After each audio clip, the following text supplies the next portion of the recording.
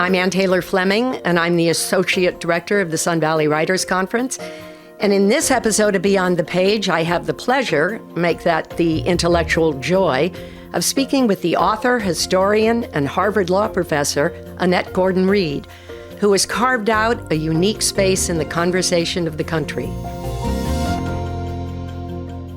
She came to major public attention and acclaim in 2008 with the publication of the Hemingses of Monticello, An American Family, which brought to light and life the entangled family of Thomas Jefferson and Sally Hemings. The book, which won both the 2008 National Book Award and the 2009 Pulitzer Prize, introduced us to Gordon-Reed's unique gifts for research and storytelling, and for putting a human face on figures in history. Her most recent book, On Juneteenth, named one of the best books of 2021 by the New York Times, NPR, the Washington Post, and others, is another wholly original work, a memoir of her Texas childhood, braided with an exploration of the country's long, hard, unfinished road to racial equality. There's a back jacket quote from the historian David W. Blight, which I love. "If this country has a modern Shakespeare looking for material, Gordon-Reed has provided it." And let me now say welcome Annette Gordon-Reed to our podcast. Glad to be here. Thank you for inviting me. Yeah, we've been trying to get together since we were last together at Sun Valley. And as I recalled, I remember you attempting to fly fish and my admiring your bravery, which showed me that you are not only intellectually brave, but maybe physically brave as well. And I have no idea how that went.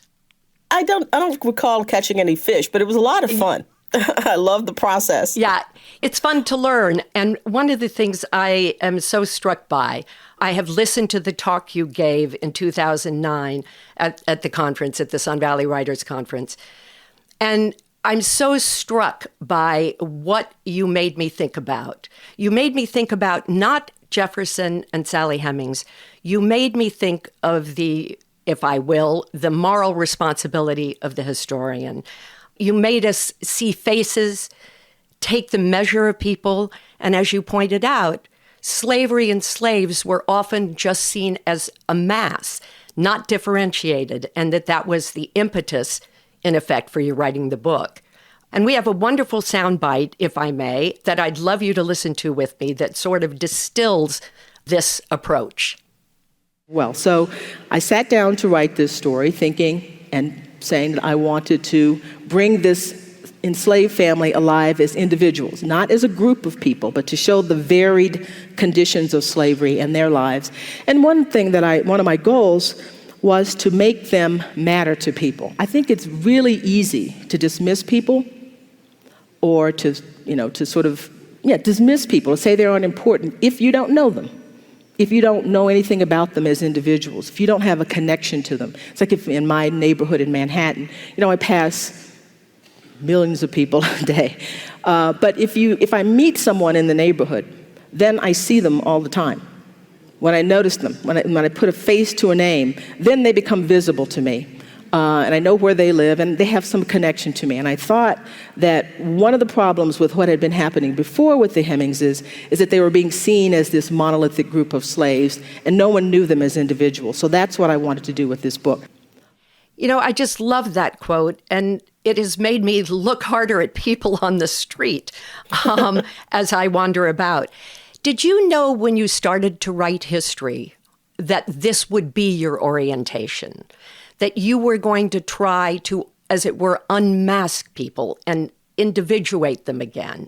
Or is that something that came to you in the process? I think it was something that came to me in the process. After I did my first book, which was about the controversy over whether Jefferson and Hemings had kids together, it came to me that it would be possible, because of his record keeping, to actually talk about enslaved people in ways that they aren't typically discussed, because we know a good deal about members of the Hemings family. We don't have enough for a full-fledged biography of any one of them. But if I put them together, I could tell their individual stories with the material that was there. So I think this was something that more unfolded as I became more interested in them. As I learned more about them, I thought, wow, what would it be like to go to France and to learn how to become a chef and to be in this different environment? And so I began to see James Hemings in a different light, in a way that I'd seen him before, when I really began to think about it. So this was an unfolding process for me, I think. And the evolution of your feelings about Jefferson from book 1 to book 2, and then, in fact, to now, what has happened to your own take on Jefferson along this long process? Well, I think the other thing that's happened in this process is that I've gotten older.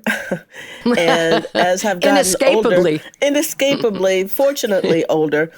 And yes. I've begun to think much more about how hard it is to do anything in the world, to accomplish things.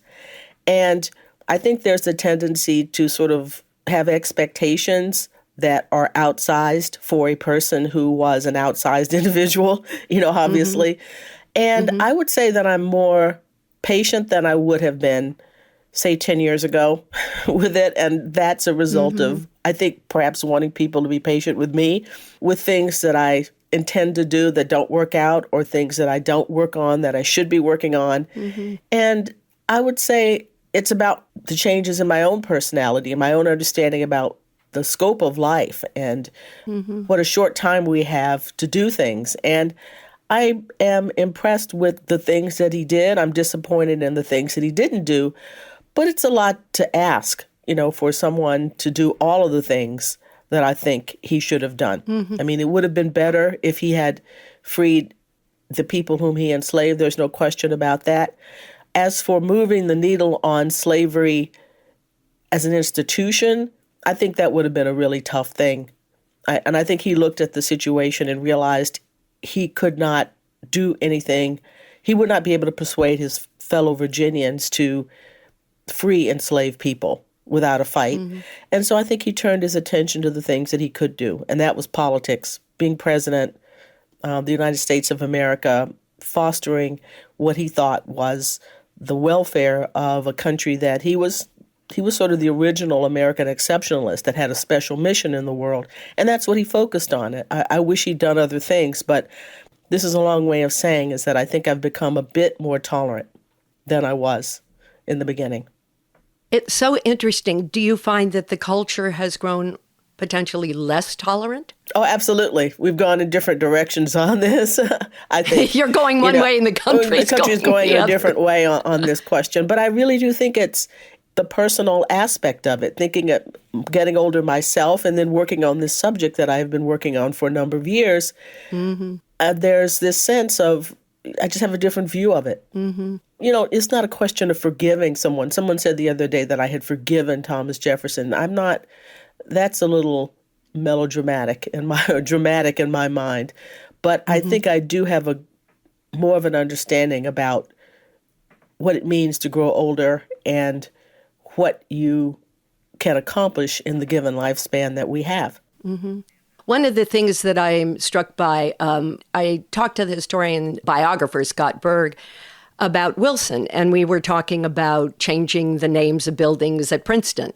And he was talking about presentism.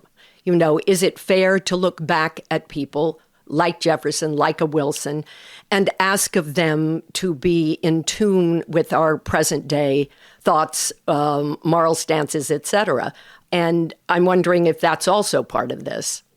Well, I think that's a tricky business because I think history is a moral enterprise. We don't just look back at what people did and say, they slaughtered the innocents and that's what they used to do then. Right. I mean, we make judgments about it. We have to make judgments about it. Now, what you do with those judgments, how you work that out is another matter. But I think for something like the institution of slavery, where Jefferson himself understood that it was wrong, and I believe he knew it was wrong, even though he continued to do it. We don't always follow through on our own intellectual beliefs for very many reasons, but I do think every generation of people can decide what people they want to honor. I mean, one of the interesting things that Jefferson said on a letter to James Madison in 1789, the earth belongs to the living.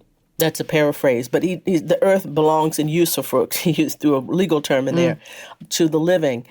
And the point was that every generation has to decide what his values are and make that pronouncement, and it would be to his detriment.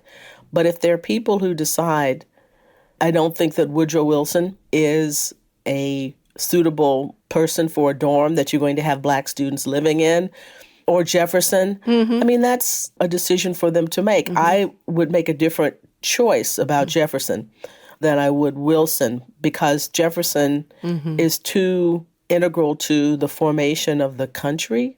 And there's a danger that we will give a distorted picture of things if we don't recognize that. It's a little bit much to say we can take the Declaration, we can take those things, the Library of Congress, all of the things that he contributed to, but we are going to pretend that he wasn't here, that we're not going to honor that.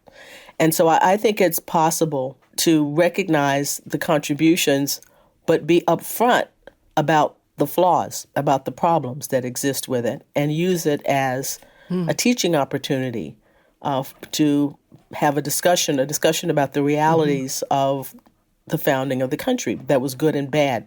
And you want those two things together. Do you find that conversation, I keep being so frustrated that conversation doesn't take place, and you are one of the few people that is wading into this with a sense of nuance. And every time the conversation comes up about the founding, it's either we mythologize them or we want to wholesale, sort of cancel them, as it were.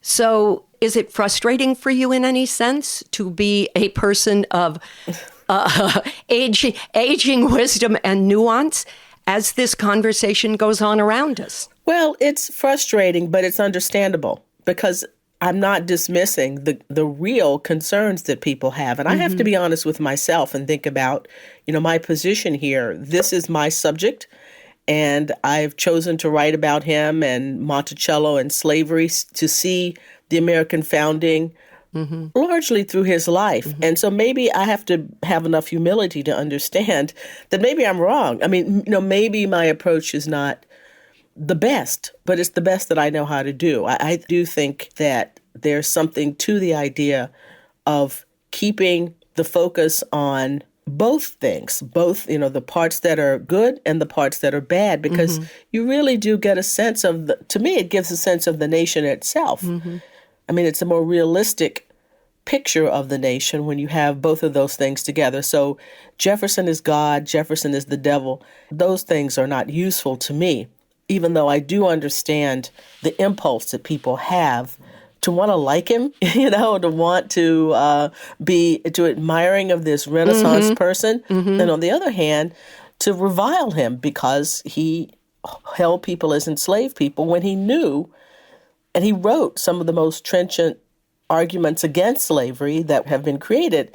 So I get the impulse, but, I really do want to sort of have people think about both sides of this, because I do think that this is the American condition, to have this dilemma of a declaration, all men are created equal, a country founded on that principle, and at the same time, a country that sanctioned slavery. Right. What do your students think of this? The students you have now, I'm so fascinated because you're in a classroom. I know it's law, but this is your subject. And young people now, what is their reaction to Jefferson, to the sense that you're putting forth of a complicated man, the good, the bad, the country, the good and bad?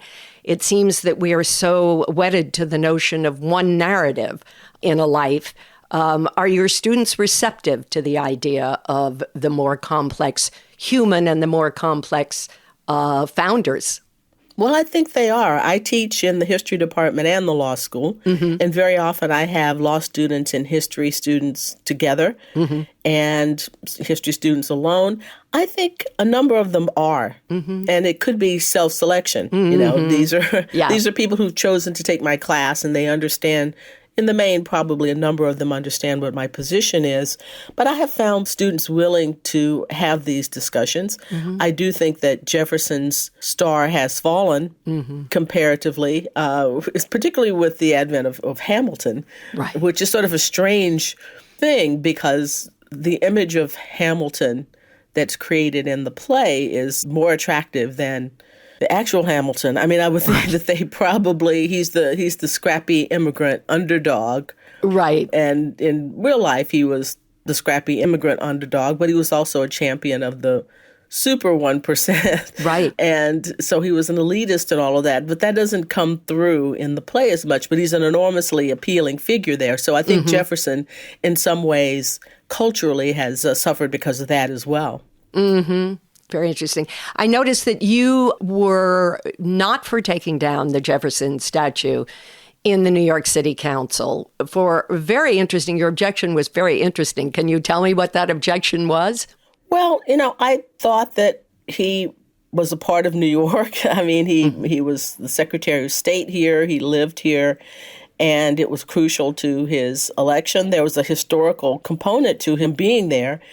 What I really wanted, I'm on the board of the New York Historical Society, and I really welcomed the idea of having him there because we could do an exhibit, and we'll likely do some sort of exhibit that talks about him as a Secretary of State, his connections to New York, but also the question of slavery and the question of race as a matter, which is part of it. It's a big part of it as well, because Jefferson actually wrote about race in ways that other founders did not, even other founders who held enslaved people. So there's a lot there to work with. And I thought that that would be an opportunity to work with it, to do that, something along the lines of the wonderful exhibit that the New York Historical Society did about slavery overall, to have a smaller version of that so that we could have this discussion. We could have it out in a way to talk about the complexity of this. Right. Well, I want to turn now to On Juneteenth, which it's just an amazing book because it sneaks up on you. You're reading a memoir and you're reading history.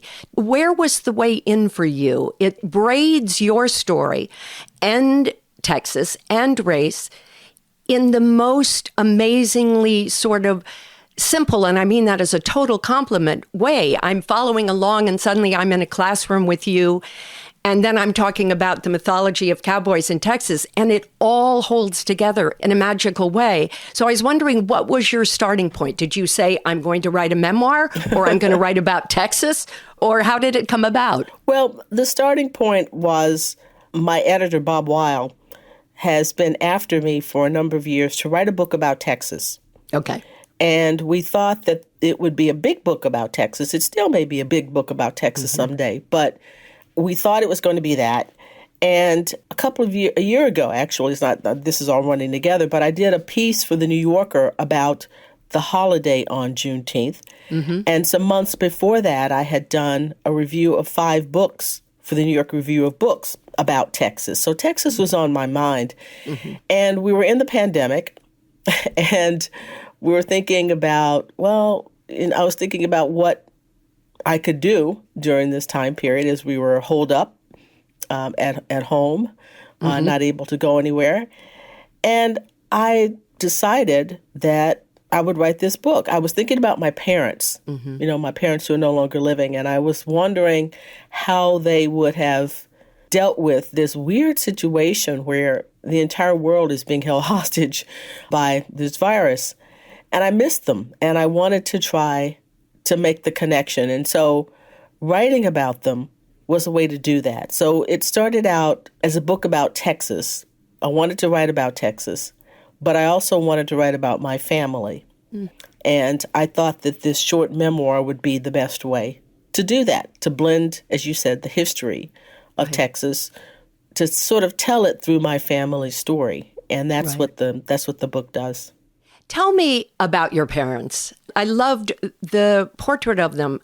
Strong-minded, Blacks in Texas, raising a family. It was a very compelling portrait of a very strong family ethic. Well, I've always thought that my parents were essentially me, or I'm essentially my parents, with more opportunities than they had. I mean, they made the most of the opportunities that were available to them. My mother went to college and then graduate school. I mean, got a master's. She stopped before she went on because she had kids. And my father had a series of small business. He wasn't the greatest businessman. He was a little soft-hearted for that. But they did the best that they could under those circumstances. But they didn't get a chance to.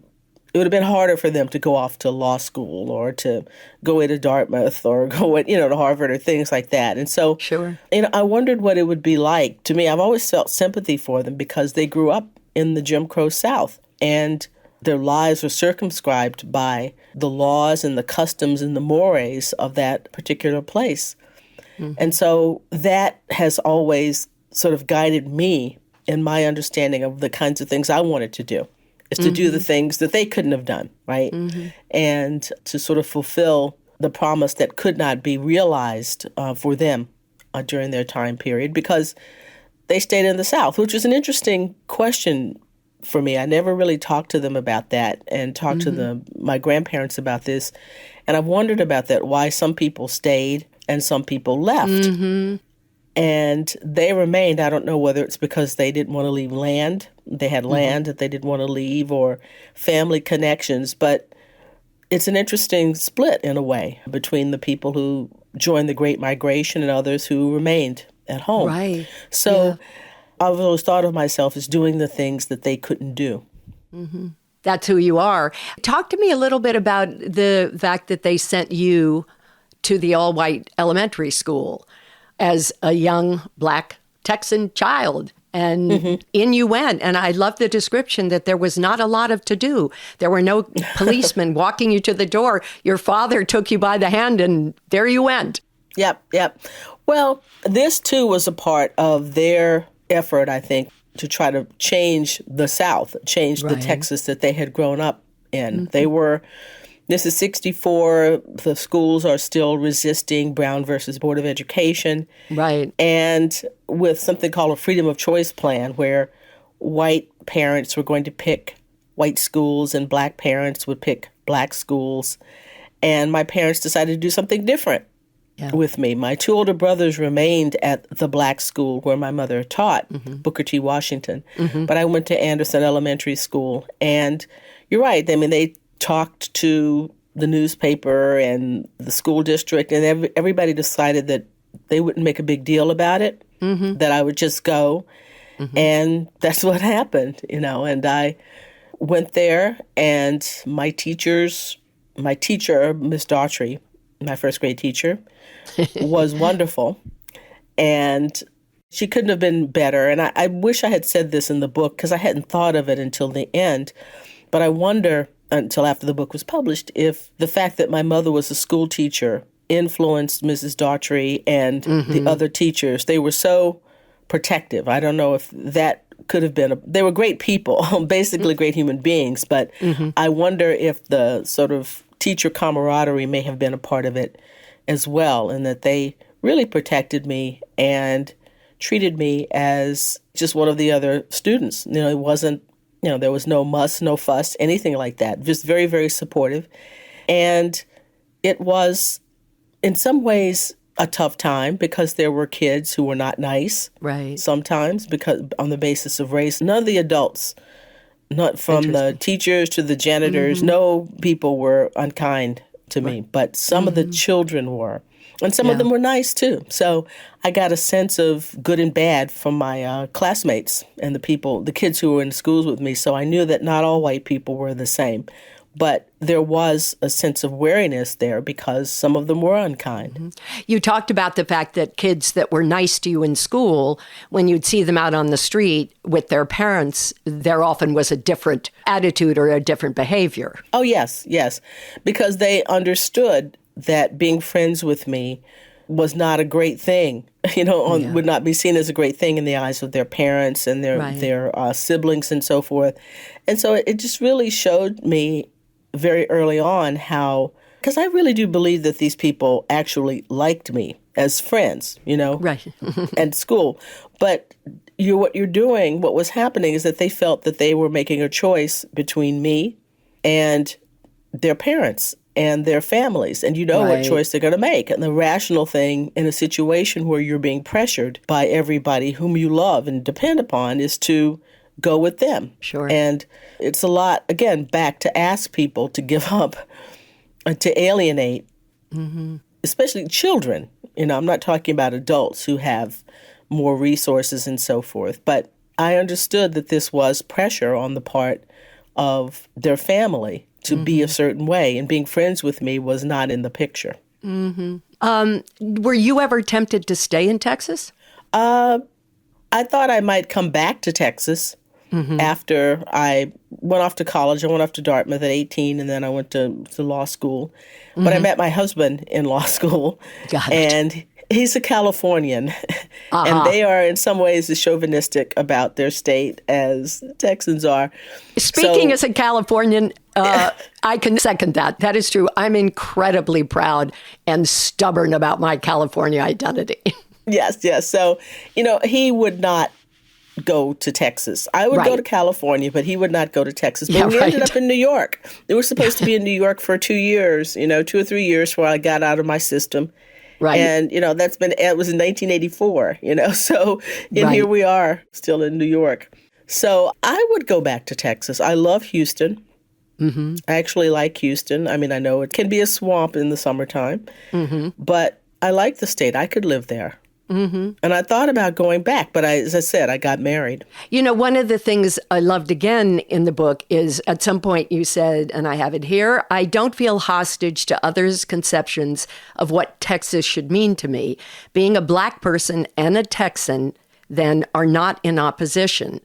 And that so resonates with what I have come to know of you on the page and just in person, is that you're willing to hold again things that look as if they're oppositional, but you refuse to let them be oppositional, such as you being a Texan and a Black person and having feelings for your home state and the place where you were raised and your family was raised.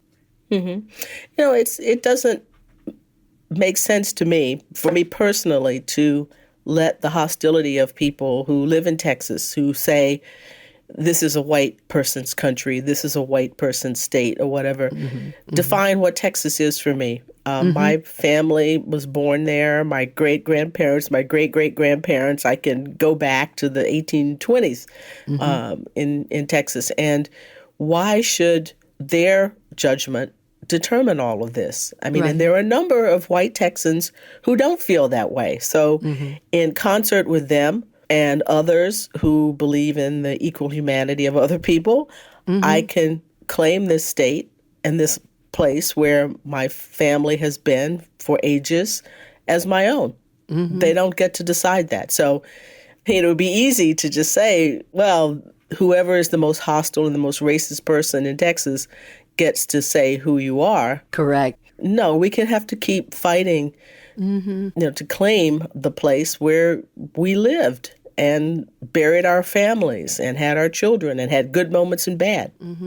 I was struck back to just pivoting a little bit back to the Jefferson thing. When Roger Wilkins was at the conference and he gave a wonderful talk, and he was talking about the same, but he was talking about on a national scale, the juggling act, as it were, non-oppositional, though, of being both Black and being a patriot. And holding those two things and not letting anyone take one or the other from you. Roger I would liked him very much, and I agree with him. And it holds not only just for Texas, obviously, it's a story for the country as a whole. I'm interested in something that we started with, the whole idea of what is the responsibility and role of the historian. Because honestly, if you were raised in this country when I was, which is, I am older than you, that will be happy news.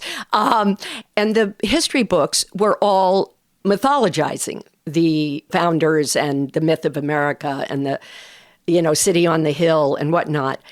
And I'm always curious now about how much more attention I bring to bear on books about history and see that the person is trying to tell a real whole story and put a face on people.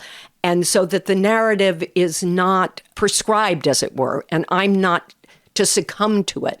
But when you are a historian writing, do you still find when you read other histories that you see things that are more biased, less fair-minded, less equitable, less trying to juggle the nuances that you're talking about? Oh, yes. Yes, and I'm sure it's possible and very likely when people read my work, they're saying, oh, she's just not really attuned to the real gravity of the situation here, that you have to make these choices. You have to write in this particular way.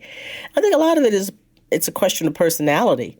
You know, when it comes down to it, is the kinds of, the way you respond to these particular issues. Yes, but I do see in writing about Jefferson, in writing about Sally Hemings, I feel, wait a minute, you're not considering this. You're not considering, you know, her circumstances. You're not considering that in some ways this particular family was different than other enslaved people at Monticello. Doesn't mean that they were not enslaved, but there were things that happened to them that didn't happen to other people.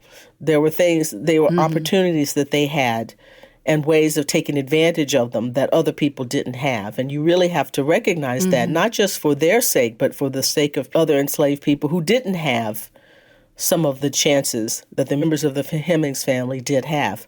When you look out now, and there's been all this to do, let's say, about the 1619 Project and pro and con, and it became a real battlefield again.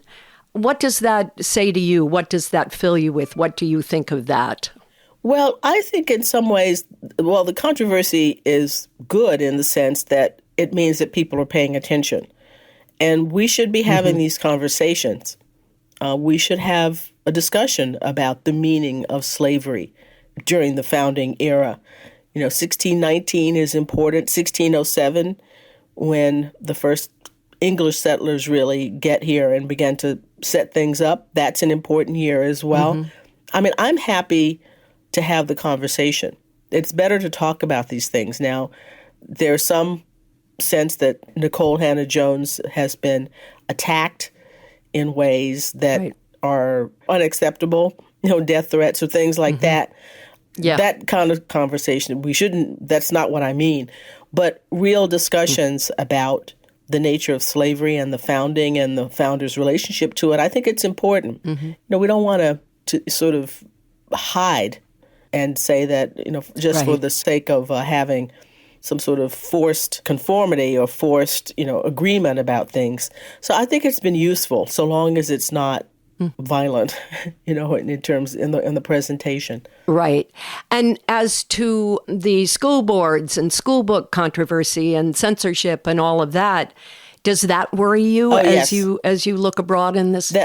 That's the most worrisome thing, and I really hope people stand up against all of that. I mean, the idea that because you don't want to read a book, it means that nobody gets a chance to read it in the public venue is really frightening. And I think most Americans don't agree with that, will not agree with this. And I'm hoping that there will be some pushback against this because it really does show that there is some guilt, I think, about some of the things that happened in the past. And the idea that you're going to assuage that or get rid of that by hiding it is just wrong. Young people have ways of finding out lots of things, and I don't think they're going to appreciate the fact that people tried to hide things from them. Their parents and others tried to hide things from them, because that never works. No, certainly not with everything that's out and about now.